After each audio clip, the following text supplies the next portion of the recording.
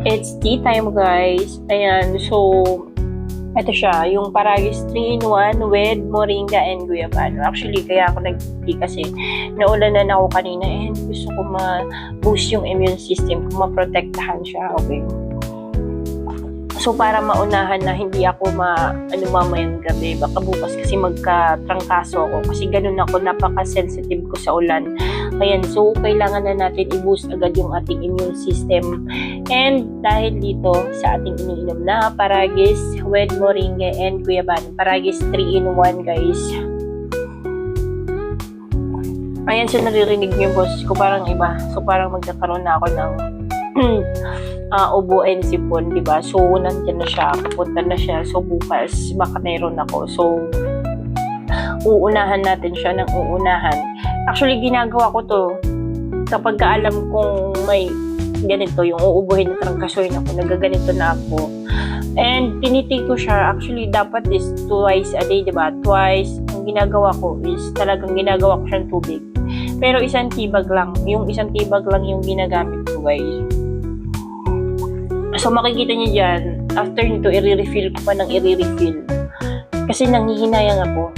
And meron pa naman kasi siyang extract. Pwede siyang ulit-ulitin. Huwag lang sa sobra sa 24 hours. Ayan, napakaganda ng ating Paragis 3-in-1. And by the way, guys, this is FDA approved, ha? FDA approved. And napakaganda nito dahil gabi na. Makakatulong to para mapaganda yung pagtulog ko. As in, ang sarap ng tulog mo dito. Gawa ng moringa. Gawa ng moringa and guayabano. Kaya napakaganda. Antidepressant din to eh. Kasi instead na mahihirapan kayong matulog, ang bilis niya makakapagpatulog. Grabe, ang sarap ng Paragis 3-in-1 with moringa and guayabano. So, talagang lagi yun yung ginagawa ko para ma-prevent na yung ating, kasi parang trangkasuhin talaga ako. Ayan, so parang tatrangkasuhin tayo.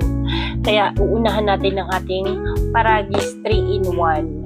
Ayan, so, mamaya po, inuman ko pa nitong, may inuman ko pa nitong capsule.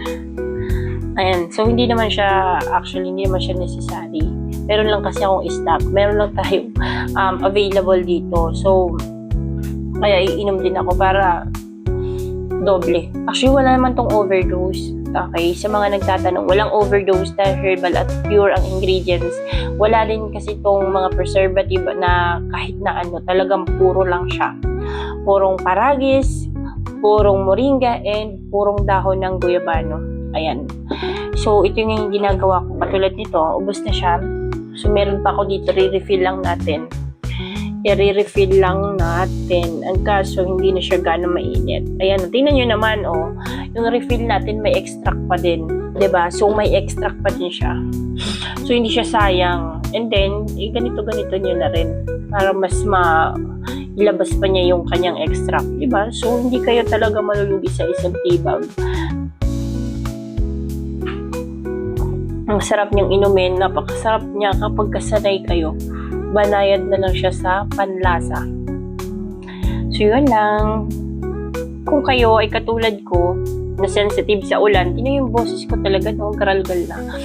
Unahan nyo na. At may sipon na rin ako. So, unahan nyo na. Mag-tea kayo kasi nakakatulong talaga siya. Actually, nakakatulong siya ma-prevent yung paparating na trangkaso. Okay?